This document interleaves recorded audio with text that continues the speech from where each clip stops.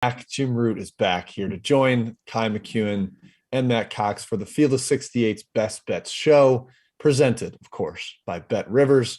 We're back. We got a pretty big Tuesday slate here, guys. It's not as big as it would have been had COVID not axed like 15 games, it feels like, but it's okay. There's still a lot to talk about. Our outline is untouched. So we've got 8 games on the outline to discuss. We've got plenty of chat questions to get through, I'm sure.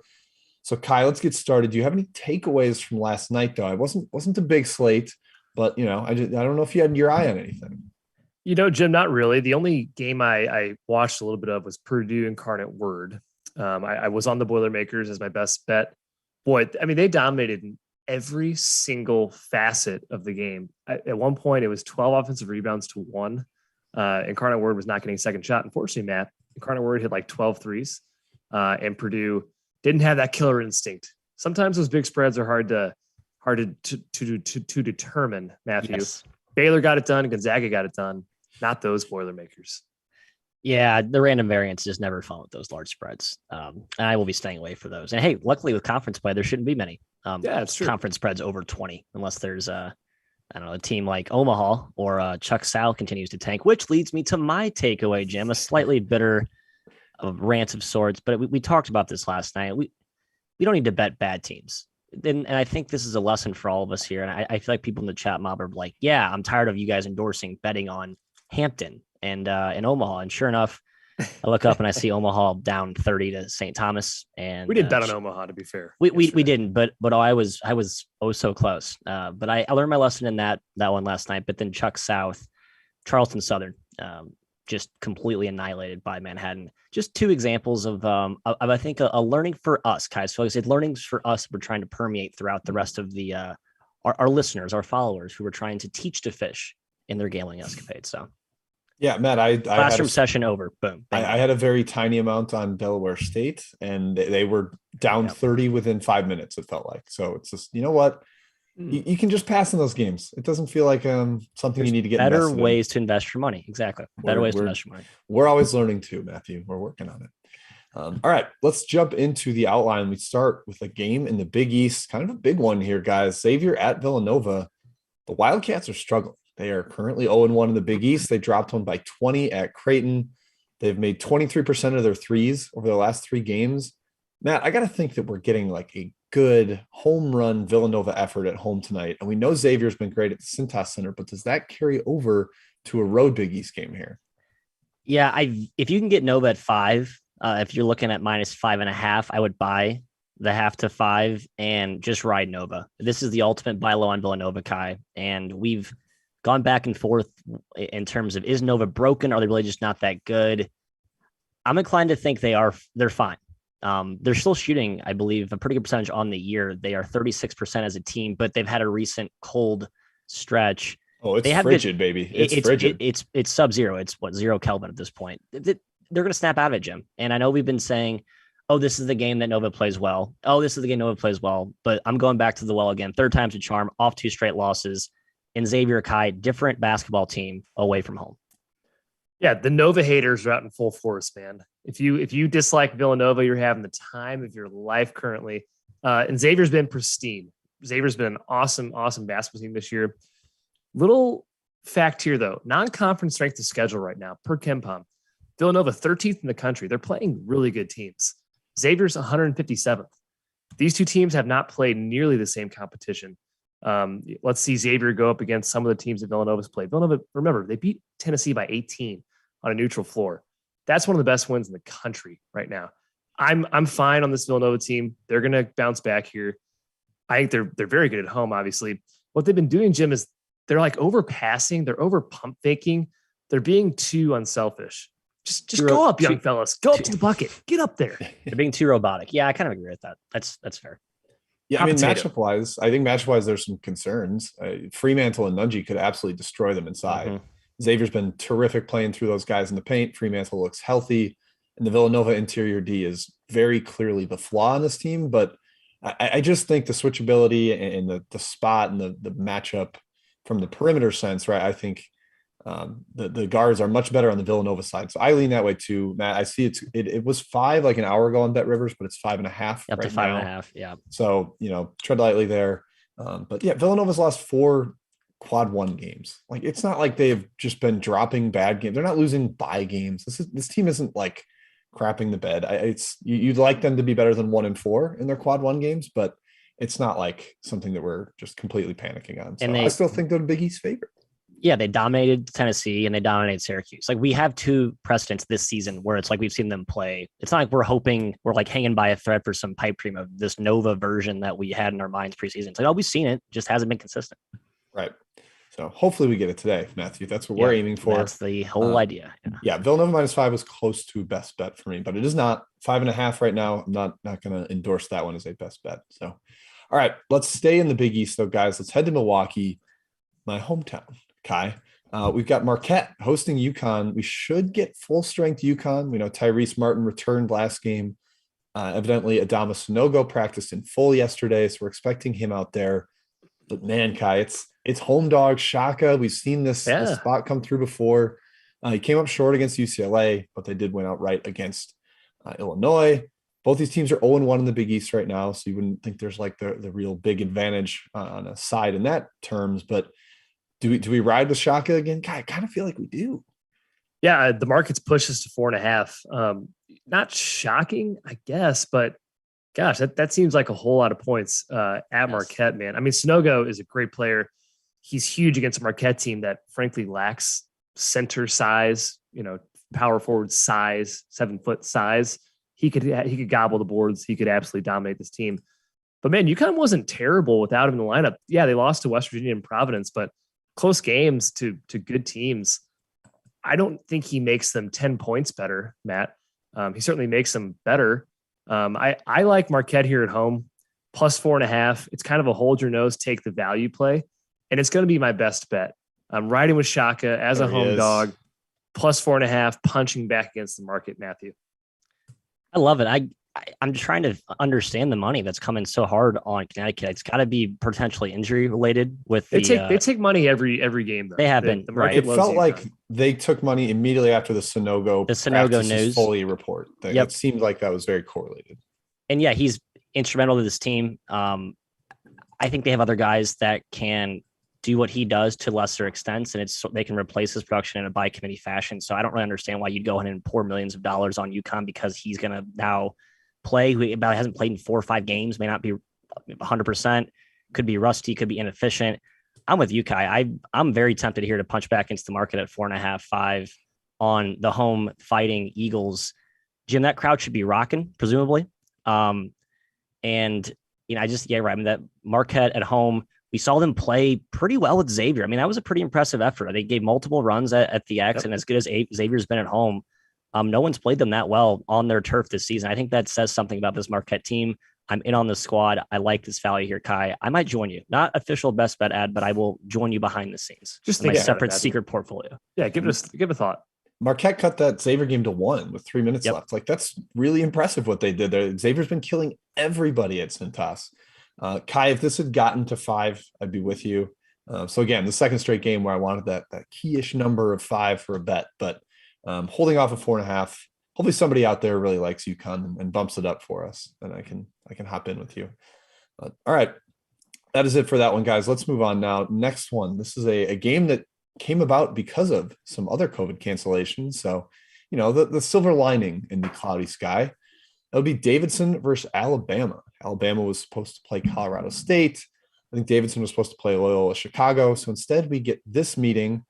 And it's a good one, Matt, but there is a clear athleticism edge on the perimeter. Mm-hmm. Alabama should be able to live in the paint here. Quinerly, and if healthy, J.D. Davison should be able to just get to the rim whenever they want.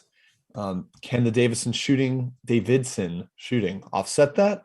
I don't know, Matt. I kind of lean towards Alabama, and the market does too. It's been bet up to 10.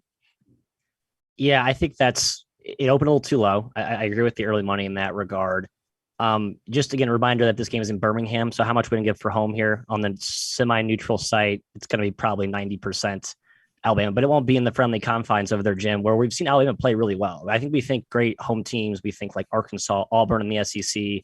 but Bama's been right up there the last few years under Oates with how frenetic they play and just the way they feed off that crowd. Kai Davidson is not to be disrespected, though. I believe one of the top ATS teams in the country, and they just have that perfect profile of an undervalued team. They lost some star power last year. They've done it with a by committee fashion this season. Foster Lawyer, the revenge tour, as I call it this season, just spitting in the faces of Michigan State fans who dismissed him. He's been a borderline star for them. Yeah. Plenty of depth and talent. I like this Davidson team. I'm not going to go against it, but I do think Bama is my lean. Yeah, kudos, like Jim mentioned. Great job by both teams scheduling on the fly here. They both get a shot at a quality win. Can Davidson hang offensively? Definitely. Top 30 offense, right? They handle the ball, they shoot. McKillop's motion is a thing of beauty. I think they can score against Alabama. But from a defensive standpoint, adjusted defensive efficiency, if the season ended today, obviously it doesn't, and efficiency improves as the season progresses. But if it did, this would be Davidson's best defensive team since 2009. Yeah. The point is they're not a sieve this season as in years past. They're actually playing a little bit of D.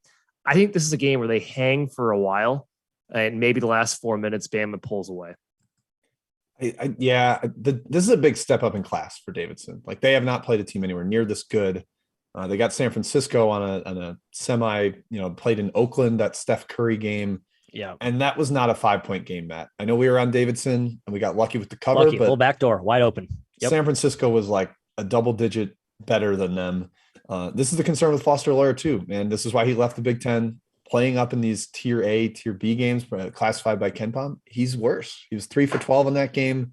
I think he gets really bothered by the perimeter athleticism of Alabama. All that said, I like the Alabama matchup, but the number's not right for me to take the Tide. So lean towards their way, but nothing strong. Maybe an over take here, guys. I think both teams can score a little bit. Yep. Efficiency will be high. Yes. Agreed. Would think high efficiency. Davidson needs to slow it down though. Like that. McKillop's smart enough to do that. We'll see if he's able to control the tempo. No one really can against Alabama. It's tough. All right. Last one before we hit chat mob to start. Let's head west. Let's head to the mountains. Colorado hosting Kansas. This one's kind of an interesting game here. The market likes the road favorite Jayhawks. Bet them up a little bit here. Kind of thinks they're going to dominate. And Matt, you know what? I kind of understand why. The perimeter advantage with Remy Martin and Agbaji and Christian Brown is severe. And if you're going to talk advantages for Colorado, it probably starts in the front court, but Jabari Walker's banged up. We think he's playing, but maybe not full strength. That even enough is just is enough to give me like a kind of a nod towards the Jayhawks here. Yes. I believe Walker is confirmed playing. Chat mob, please check me on that. But you're right. Is he fully healthy? Probably not. And you're getting Kansas off that kind of flat effort against SFA. It just feels like more of a spot that's right for a strong effort, even though it is on the road. It is at altitude, Kai. Feels like anecdotally we've seen these non-conference homes play pretty strong. But I think Colorado's just bad. They don't have good guard play. They're inconsistent offensively because it's back to the old Boyle ball ways where they have to muck it up and win with grit and grind. They don't have that balance, perimeter skill, and finesse that I think they've had the last few seasons under McKinley, right? Now it's back to kind of the old Colorado ways where it's sometimes an ugly painting offensively. I do lean the Jayhawks here for sure. Yeah. In a normal year, this spread's nuts, right? Colorado is one of the best home courts in the country year in, year out. 10.5 points, even if it's Kansas. But Colorado sucked this year against the spread. 2-8-2, -3 cover margin. They haven't covered in 4 straight games since December 1st. They're also 1-5-2 against the spread at home, which is like unheard of. I'm not sure they've had 5 against the spread losses at home in a season. I'm sure they have. That's hyperbole. But Kansas is awesome. They deserve to be this high of favorites. Laying double digits at Colorado, Jim, just feels wrong, though. I'm staying fully away. Again, if there's any semblance of normalcy in this year, Colorado would be a slam dunk play. Right. But this team at home, like you mentioned, like they've played bad teams to a stalemate at home, like overtime with Duquesne and Montana State. I guess Montana State was the only home one there, but like they couldn't get away from Milwaukee until the final 3 minutes, and we think that Milwaukee team's bad. Concerning. Bakersfield couldn't really get away from them either. Eastern Washington, same thing.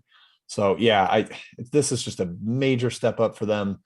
They kind of hung around at UCLA, but I'm not putting a lot of stock into that one. There's no Cody Riley. UCLA first conference game, maybe the motivated dog, or second conference game, excuse me. But lean towards Kansas. Tough to lay that much on the road at altitude, but I think it's Kansas or nothing here. All right, guys, I did not designate a chat czar, so I hope that. I seized all right. it. God, I love when Matt just. It's a big play up. by Matt. It's a Thank huge you. play. Yeah. Huge. Way to go, kid. It's time for me to step up here. So I'm answering the bell. Marshall Toledo will be put on the back burner. That's a best bet special. Wink, wink from yours truly. You can try and pick apart as to what side I'll be revealing there at the end. But let's get to the other ones here that are not best bets. Well, actually, Matt, Wright State, NC State will also be in best bets. Ooh, good one. Okay, good. I have a cross one off my list. Yep. Actually, hey, a best bet from the chat mob, Luke Murphy, endorsing his official best bet of the play. Love when chat mobs offer their best bets up. I'm happy to litigate these, Kai. Luke Murphy, LMU, going to Kentucky to take Bellarmine. This is, to me, men versus boys from an athleticism standpoint, but Bellarmine from a team going West Coast to middle-ish East Coast is a tough travel, and that's a tough offense to prepare for. Any lean here? +3. I actually kind of lean towards Bellarmine. Nothing strong. They're so well coached. They're so tough to play against. I lean their way, Matt. LMU hasn't been quite as good as people hope this season yet. Yeah, still no Claycomb for Bellarmine. That probably helps. That's LMU bet. He's one of their more physical forwards, and you need that against Eli Scott and Leo Pepe. Jim, going to the other side of the country, Seattle, Washington hosting Utah Valley. Man, I know, right? This is another spread that's wild program-wise, but Utah Valley's been really good against the spread, especially as an underdog. Washington's been horrific. As we know, they've already lost 3 bye games. Utah Valley, though, missing Harmon, I believe his name. Harding. Justin Harmon, and then Joe McClanahan, the little point guard, got hurt against Wyoming, and he was like tearing things apart against Wyoming. Without him on the court, they were much worse. So you got to keep an eye on those injuries. Trey Woodbury could eventually return for Utah Valley too. He's their star point guard from last year, hasn't played yet. So lean towards Washington, Matt, but I do think checking the lineup is worthwhile on this one. I can't believe I endorsed the Huskies here, but I do. I actually watched them that Seattle game, and they were terrible in the first half, but they were coming off COVID pause. So it's their second game post-COVID pause. I think last year we saw that anecdotally, caveat there, play a little better. But the Huskies dominated that second half against Seattle. They did. Says a man who bet the Red Hawks. And I kind of like Seattle too. So I was like, oh no, I'm actually impressed by this. Dang it. And so now here I am endorsing Washington. I think I did that last when they lost to Northern Illinois at home first game of the year. So that went well for me last time. Kai, let's look at Pitt, Jacksonville. Okay, great. We love talking Pitt on this show. Sounds like some of our folks here in the mob are looking at an under and asking why Pitt is laying so many to a Jacksonville team that's been lights out against the spread this season. Total 118. I mean, that's just as low as you can get. I don't hate the under still. I lean towards Pitt, honestly, at -6, but I would never endorse Pitt again on this show. Our buddy Tristan Freeman pointed out that this is kind of like a better matchup for Pitt, where it's more of a physical slowdown grind game. They've been blown out by UMBC, Citadel, Monmouth, teams that get up and down the floor and can shoot threes. That's not Jacksonville's game. Although with Kevy and Nolan back, they're a little more potent. Yeah, Nolan's been good. And Jacksonville will play some zone, I believe, too. So I don't know if I really like Jeff Capel solving zone, but do you also argue you're right, Jim, that allows their bigs to maybe operate with more freedom inside, and that is the strength of this roster. I mean, I don't like Jeff at least Capel it has been so far this year. Putting shapes in like the square and the circle blocks. Like, I don't know if how zone defense is. That's advanced mathematics. I'm also not entirely convinced Pitt's backcourt is that horrible. I think Burden and Femi are going to end up being a decent twofer. Emphasis on decent, not good, decent, but we'll see. Ole Miss Samford, Kai, kind of a random non-con game here. The story for me is Ole Miss getting Ruffin back, the stud freshman, had a breakout game last time out. I thought they'd really struggle without Robert Allen, the guy they lost, their stud sort of Swiss Army knife forward, but 2 good efforts. What are you looking at here? Nothing. I'm leaning towards Samford a bit. I think they're going to start playing a lot better soon. I expect them to cover against Kennesaw. That was disappointing. That they let Kennesaw hang around in that game, come back a little bit. But it's a good team. I think Bucky McMillan's a really good coach. I like his style, his buckyball style of just running and gunning. Ole Miss is a great defense, but 14 feels just a tad high to me. I'd probably lean towards the Bulldogs. I like the over with Ruffenback. I think he facilitates a faster tempo for Mississippi, and Samford's going to run for sure. Yeah, and I think that Allen lost defensively is going to catch up to Ole Miss on the defensive end as well. I'm on that side as well, Jim. Jim, back to you. Arkansas Elon. We've thrown plenty of shade at Pig Sooie. Let's be nice to our Razorback watchers today. Elon, they're starting to get healthier too. Are they going to give another scare to the Hogs here at home? Yeah, they just had the Gillens Butler. He got healthy and he had the game winner I think their last time out. So, I mean, this number's been hammered up, Matthew. So I'm suspicious that there's something going on here. Opened 18.5 up to 22, I believe. So I lean Elon at that number, but you do have angry Arkansas coming off that semi-home loss to Hofstra. You know they're going to put it on Elon if they have the chance to. Like, there's no let up in this game. Like, KK Robinson hits threes at the end of games to cover spreads like it's his job. I believe he's done it in 2 different ones so far this year. Like if this one's close to a cover, it's going to be Arkansas. Maybe you look for the Arkansas second half. That's normally the go-to bet for the Hogs. Yep. Arkansas second half, LSU second half. I think we'll get to them in a little bit, but Dartmouth Bakersfield, another game that's sort of random. Here's the situational thing to note. Dartmouth just played at, I believe, Stanford and then Cal. Pretty impressive game against a very much improving Cal team. Now they head down a little more south to Shake and Bake, who I have been disgusted with watching this season. I have no appetite to back them under any circumstance, especially as a favorite. Mm-hmm. I kind of like Darty here. I'm leaning Dartmouth. Yeah, Dartmouth covered both those games, right, against the Pac-12 teams. I see no reason why they can't do it again against Bakersfield. 4 is pretty short ordinarily, but there's not much travel, right? Dartmouth's been in California for like a week plus. I'm sure enjoying themselves. So I'm leaning towards Dartmouth here. The Big Green. Yeah, they're playing their fellow genius brethren on the West Coast with Stanford and Cal. They're I assume they talked about how their genius IQ is probably conversations above our pay grade. Is Bakersfield a good school? I don't know. I think it's a fine school, fine institution. I can't speak to its academics rigor, but probably not in the same crowd as Stanford and Cal. Jimmy, let's get one more here. I'll holster the rest until we get to this chat mob round 2. Winthrop, Mississippi State. You were a successful fader of the Bulldogs with the men in fur, but Mississippi State did come away from that with a win. Looked a little dicey down the stretch. We've seen them blow leads on a few times and a few different occasions this season. Any interest in Winthrop? A little bit. I mean, they're not going to get dominated in the paint the way that Georgia State and Furman did. DJ Burns is a freaking monster, former SEC big guy. But I don't know, man. Furman still has given me a little bit of not warm and fuzzies. Like, they blew that Elon game that we just talked about with the Gillens Butler game winner. They haven't been as sharp under Prosser as they were under Kelsey. So I'm staying away here, Matt, though I am still a little bit low on Mississippi State. This game's in Jackson, Mississippi, not a home one for Mississippi State. So definitely a lean to Winthrop, but I don't want to go against Mississippi State for the 3rd straight time with a mid-major dog. Agree. Back to you, Jimmy. Let's keep rolling. All righty. I saw this one mentioned in the chat a couple times, so we're going to get to it now. Fresno State at Utah. Kai, the big news here, of course, Brandon Carlson likely out. I think he actually might for sure be out. Yeah. He is for sure out today. He means a ton to this team just in a vacuum. But then you throw him in this game where they're playing against Orlando Robbins, who is a monster in the paint. Take away that defender. Do we have to lean towards Fresno here, Kai? Yeah, absolutely. With him not playing, you saw Utah's performance against Mizzou. I mean, especially against Orlando Robinson, a future NBA player here. 7-footer Carlson's the perfect matchup for him, and he's out. Utah's in huge trouble. Fresno's been excellent this year, Matt. You have to respect Utah's home floor, obviously, but Fresno has played plenty of mountain games. I don't think it's going to affect them as much. I lean towards Fresno here at +3. Yeah, I do too. Bulldogs are good. Jamal Baker getting acclimated. This is the Fresno team I've been waiting to see, I think, the last 2 seasons. Obviously, Baker was not a part of the prior versions that I was wrong on, but the development of Robinson has been awesome to watch, and this team is starting to hit their stride. I'm in no mood to get in the way of this freight train. I call it a mini freight train, not a full freight train, but they're good. Yeah, I love Utah, and I've wanted to back them a lot this year because of the Craig Smith factor. But without Carlson, man, he's just been everything for them offensively and defensively. Like their highest usage guys, shot blocker, rebounder. Like without him, and in this specific matchup, he means even more.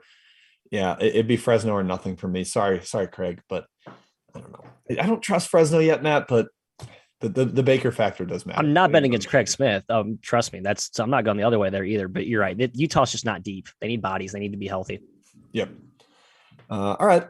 I think that's it, guys. Let's go to the next one here. Iona and Delaware. This is coming to you from UBS Arena, the one on Long Island, where we saw Kansas and St. John's play. Obviously, Iona's probably a little angry after they lost out in the Seton Hall chance on Saturday. A team that's looking to build an at-large resume. They don't get the chance to upset a top-tier Big East team. That's a bummer. So, Kai, do they come out angry in this one? Do they just attack Delaware from the opening tip, who is potentially missing Andrew Carr, one of their starters? Yeah, that's big. It's funny. There's an Andrew Carr in the chat who's a Delaware fan as well. How funny is that? Iona's clearly the better team here, but I don't think you can underestimate Delaware. Their starting five is awesome. They have experience. They have talent. Unfortunately, they have no bench. They're playing some of the least amount of bench minutes in the country, and it's kind of been that way under Inglesby for several years now. Dylan Painter versus Nelly Jr. Joseph, an awesome chess match up front. Mm-hmm. That is heavyweight bout, baby. Iona has more horses, obviously, Matt. I think 7 is borderline ridiculous, though. I'm leaning towards Delaware. Feels high, but I think they've been priced pretty properly in the market. I'm not looking to get in the way. You mentioned how fun this roster is. You're right. It's led by Jameer Nelson Jr., baby Nelson, and then Dylan Painter, former top 100 recruit from Nova, Castaway. But this is not a deep team, and if Carr's out, that's a big. He's kind of like a defensive, like sort of a secondary garbage man next to Painter. I think he matters quite a bit, and if he's out, I'd worry about a potential bloodbath inside, even with Painter there. Yep, I don't have a strong one here, guys, but it does feel a little high. Just like looking at the game, like wow, I don't think Delaware's terrible, but yeah, I don't know, Matt. I'm not giving Iona any home, even though this is like in a borough of New York. Yeah, that's a good point. I don't think it's worth it. I mean, KenPom has it at 4, and he's treating it as a true neutral. So if you're going to treat it as a true neutral game, which I think is fair, Delaware's not all that far away. Then yeah, you're right, Kai. This actually is kind of high. Yeah, and Lake Show just pointing out Delaware's competition has not been good. Yeah, they played a soft schedule outside the top 300 in the non-con. I haven't played somebody really strong since Davidson on opening day. Yeah, we lost by 22 there. Apologies to Temple and Oakland, which they lost both of those games too. Temple stinks. Temple's awful. Oakland qualifies. Temple does not. Oh, come on. Harry R is going to hate that ricochet. Yeah, I know, but he stands with him though. He knows how bad that team is this season. Yeah. All right. I'm worried Iona gets away from it, so I'm not touching that game despite the number lean. Okay, next one where I know my friend Matthias has an opinion. Marshall headed to Toledo. We're talking 2 up-tempo teams here. The total is in the clouds at 159. Marshall, obviously one of the fastest teams in the country, but Toledo will be a willing participant. Matt, the matchup thing here that's interesting for me is that Marshall has like a really good shot blocker, but the best 2 shooters on this Toledo roster are their forwards. Like they both step out, invert the floor, pull him away from the rim. Obviously helps the over. What do you think in a side perspective, though? Jim, can you pronounce his name? Ano Chili Killen? I just call him Killen because he's been killing it lately. Wow. Was that loaded up in the chamber? It wasn't. That was off the dome. That was off the dome. But thank you for setting me up there. Not bad. I'm not impressed. I read some local write-ups. Sounds like D'Antoni is absolutely thrilled with the development of Killen, and they're actually going to try and run some offense through him. He's been really good on both ends. And Toledo's forwards are stretchy, Jim, and they could pose matchup problems for Killen in terms of bringing him away from the basket and like removing that rim protector. But Killen's quick, man. He's not like a plotting big. He's a guy who can step out and defend on the perimeter, and I think he can score at will against this Toledo front line. JT Shumate is there's no defense. There's no defense for Toledo. There's like when they lost Edu, the interior is basically a sieve, and they come out and they pressure you and they try and play good team defense. But if you can get into the crease of those defense or play inside out, I think that really puts pressure on Toledo's defense. My best bet is Marshall, Thundering Herd +4. Wow, look at you, buddy. Both teams coming off just collapses. Marshall went cold in the second half, lost Northern Iowa. Toledo was up 19 in the second half against Richmond and lost outright. That's tough. Both teams are bound to shoot better, but Marshall, if you've been paying attention, this is by far the lowest 3-point attempt rate for a Dan D'Antoni team. It's a big team. Yeah. They drive to the basket. They play through the post. They get post touches. It's a very strange team, Matt. And I agree there is some matchup advantage there to Marshall. They're 2 pretty evenly matched teams. I just don't feel good about backing them again after that Northern Iowa collapse. I have a bad taste in my mouth, Jim. Yeah, I also kind of want to see Michael Byers out there. It's been a starter for them, 6'10" guy that can hit shots. Mm-hmm. He's really skilled, like an impressively skilled big for them. So you take that away, and it's not a terribly deep team either. 315th in bench minutes. I've said since the start of the year, they feel one guard away because they play their three guards like constantly. Those, especially Kinsey and Taylor, don't come off the floor. Yeah, they never come off the floor, right? And those are really their only real shooters. And Kinsey, Matt, is shooting 10% from deep this year. That's bad. Can't have that. So yeah, I don't know. I think you maybe have the right side, but hopefully you get Byers back. That's what I'm hoping for you. Yeah, Darius George, 4 of 21 from 3. I'm a little bit of shooting regression in my favor as well for the Marshall, the Thundering Herds. You're hoping so. I'm hoping so. All right, that wraps up Matt's best bet. Let's get to the last one on the outline here, guys. A rivalry in the state of Michigan, the Mitten. Got Michigan State and Oakland from Little Caesars Arena in Detroit. Sparty's been bet down a little bit, down I think 10 last I looked before the show. Total 145.5, so possibly some scoring. Kai, we know we're going to see the zone from Oakland. They've been throwing it out about 90% of the time this year. Michigan State has not seen much zone. They're in the 40th percentile per synergy in those limited possessions. Do you think that frustrates Michigan State and lets Oakland hang around? Not really. Sparty can shoot this year. They're going to get plenty of offensive rebounds. Oakland, Matt, your team, we all like Oakland a little bit here.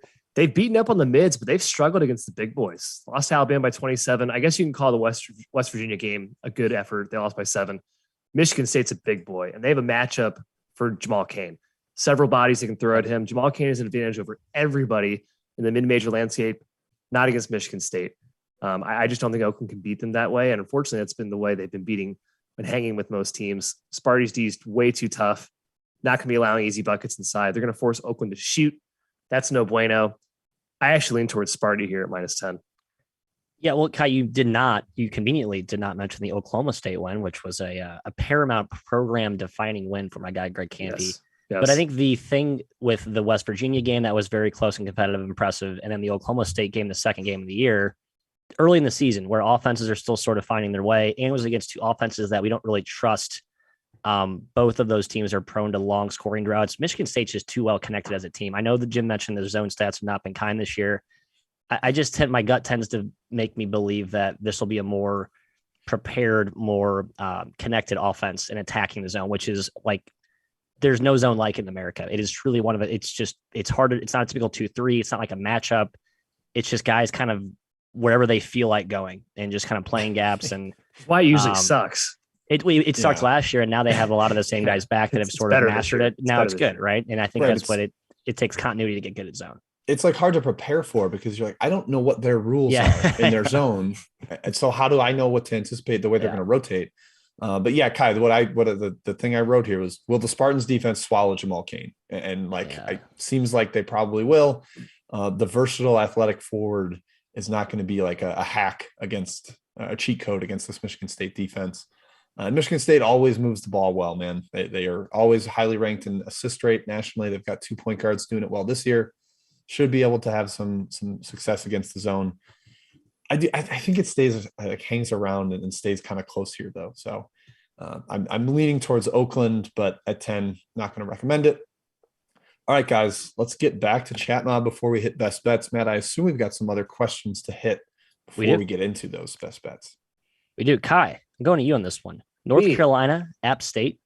Or actually, I go to Jim. One of you has an opinion on this game. Please correct me. I forget which one of you had a hot take on this. Jim's probably got a stronger one than I do. Okay. Jim, you have a lukewarm. Very hot here. Yeah. It's lukewarm. It's just out of the microwave. UNC, I mean, we know the story with them, right? Can they defend?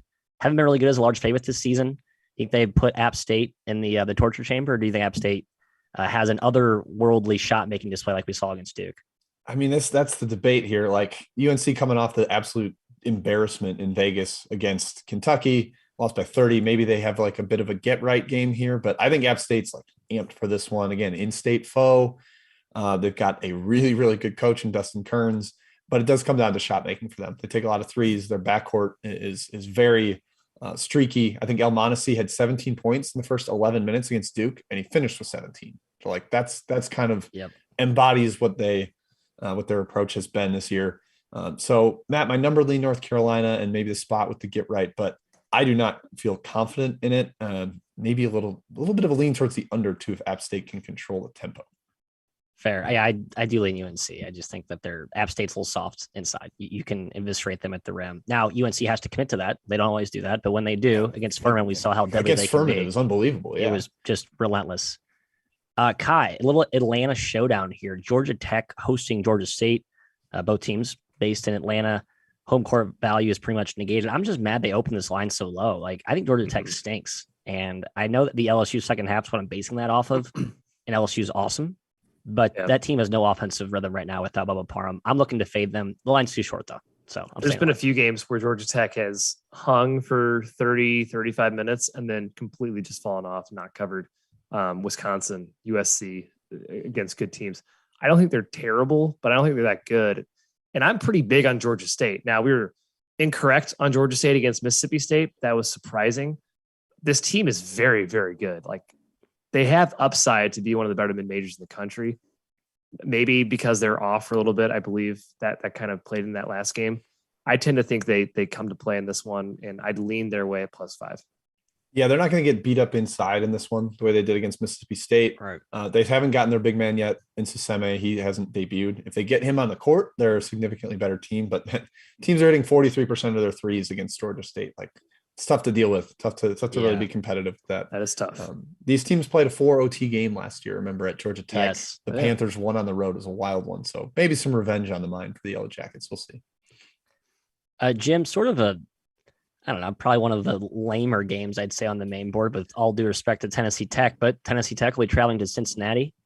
I had higher hopes for this Tennessee Tech team. They have been a sieve defensively, and they have like some real bodies up front. So John Pelphrey, I have to question his defensive acumen here, but Cincinnati laying 17 is not exactly an appetizing line for sure. Yeah, Cincinnati's offense probably isn't good enough to cover that number. Honestly, Matt, Tennessee Tech, I've faded them a fair amount of times, and I've gotten lucky where it's been like they've faded late. Like they were up against Wright State, up against Troy, and just gave it away late and couldn't completely hang on to it. So I think they're maybe a little better than they've shown, and I've gotten lucky to win against them a few times. Big favorite Cincinnati doesn't appeal to me. Tennessee Tech's got talent. That team should be better, man. Yes, they should. Oh, look, there's Southern Miss up 10. What do you know? Played their first good game of the year. F that team. Okay, next one on the outline here, or sorry, in my little chat mob outline. Kai, speaking of Wright State, we just talked about them with the Tennessee Tech prior. They're taking on NC State. Wright State section, maybe best bet section. Yeah, we'll save it. We told you. I already told you to cross this off. I know. I'm just excited I'm excited to throw shade at Wright State's defense. Here's a really, really off the radar, obscure request. Specific. We're going into extra totals. Northwestern State, Texas A&M. I don't think either team can score that well. So sure, I like the under. Kai, any thoughts on this one? Yeah, but the only thing is Northwestern State's defense is truly, truly awful. Could be the worst in the country. So I wouldn't be shocked if A&M scores like 90 points against them. 90 to 50. That sounds like a pretty good score there. And so that's under. That's under. I guess that would be under. 140. Good. Done. Then it's decided. The average possession length for Northwestern State's defense is the second shortest in the country. They put up no resistance. It's like, all right, when do you want your layup? Do you want it now or do you want it later? Yes. And we saw A&M hang a lot of points against Houston Baptist. Well, it wasn't even a lot, but that was a domination. It's just an athletic different. Northwestern State's bad. Don't bet bad teams. That's where I'm at. But again, I know there's a question about the under. I have no idea. That feels like if you have an angle there, Godspeed. George some late requests coming in here. I'm gonna just go off the outline. Santa Clara, San Jose State. I believe that the game's still on. That game's still on. Right? Still on. I like Clara, but I'm tired of fading Tim Miles. Or I guess I had the last two games, and they shoot 90% from three. So if they keep doing that, they'll probably cover. I'd be on Clara, but I don't know PJ Pipes' status. Point guard for Santa Clara. He was out last game. He matters quite a bit. I would not touch them without him in the lineup. So lineup check. Jim, should Oregon State be favored by 6.5 over anyone? And that's what they are laying to Nicholls State, who is the ultimate road dog. No, then this feels like the ultimate kind of current form thing where it's like Oregon State sucks. We should stop expecting them to revert to like a program. There's no floor on this team. They could keep being bad. They continually put out bad performances against everybody. Nicholls is terrific in these road games against high major competition. They nearly won at Wisconsin. I know Johnny Davis was out, but they were terrific in that one. I kind of think Nicholls wins outright. My number doesn't like it, but if I'm betting more current form than my number in this one, is what I probably should be doing. It's Nichols here, Matt. Kai, I know you have some piping hot takes on this little Citadel round robin 14 special, I guess the losers bracket, if you will. South Carolina State, Charleston Southern. Line got hammered up to -5 for SC State. Not a losers bracket. South Carolina State won. It's right. Yeah, it just ran a round robin. Yeah. I don't know why they just do a winners and losers. That's okay. Anyway, I'm not going to nitpick the format of the field. Yeah. I'm not betting Charleston Southern ever again this year. That team has showed no resistance on defense, and offensively, they were just sort of like, all right, who wants to shoot this time? And then it was like an ISO. I don't know. I'm looking to fade this team, but -5 with SC State. I'll tell you what, I think the line's drunk at -5. South Carolina State. That's insane. I know. I think it's insane. I know they've been very good. Charleston Southern's been really bad. I'm not going to take Charleston Southern because I'm waiting for them to actually show a good effort. But that's ridiculous. Yeah, I mean, the way we think about programs and teams, that line is insane. But performance-wise this year, it's fine. Yeah, sure. Any other last ones? North Texas, Tulsa. Norfolk State, New Mexico. I kind of like New Mexico home team there, but I don't like going against Robert Jones. And then Matt, yes. American, George Mason. A little bit lean to the under in that one, but Americans' defense has been a sieve. So sometimes they give up 1.4 points per possession and the under's dead. So I kind of wanted to fade Mason off the emotional win over Georgia. Like English and the players were absolutely thrilled about that. I don't know why. It's like Georgia's terrible, but hey, whatever. Nice win. Good for you. It's a good, whatever. You beat a Power 6 program. I guess that matters. Yeah, you're bragging right in the world of Georgia's. The world of Georgia's. Yeah, exactly. But Americans been bad. Again, back to our initial point. Don't bet bad teams. Other places to invest your money. That's all we got, Jim Chapman. Let's go to best bets. All right, best bets. Who's leading us off? Matt, I know you already gave yours away, so I'm going to let you lead us off. The Herd will thunder over the Rockets and their downy, soft interior defense. And I think some shots are going to fall for my guy, Andrew Taylor, and my guy, Tavion Kinsey. I think the Herd get it done on the road. A little bounce back spot after 2 tough losses in their rear view. I am taking home Shaka, Marquette. +4.5 against the market, folks. Beware. The market knows usually. Kyvie market. It's gotten a little bit too high for me. Marquette +4.5. All right. We holstered this multiple times. Matt, you threw shade at the Toledo defense. Let's throw a lot of shade at Wright State's defense because I am taking the NC State Wright State over. I think this is the exact kind of team that Wright State can't defend, and that is dribble penetration. NC State is going to murder them off the bounce, live at the rim. There's not really a true rim protector there for Wright State. But at the same time, I think Wright State can go inside to Basili. They can play a little bit through inside out against that defense of NC State without Bates. So I think there's a lot of points here. Over 146 is my best bet between Wright State and NC State. All right, guys. I think that's everything. Apologies if we missed your question. Remember to blame Matt because he is the chat czar today. Don't at me, though. Definitely at him. All right. Thank you, everybody, for tuning in. We've got another big slate tomorrow. Hopefully not too many COVID cancellations. We'll be back at the same time. See you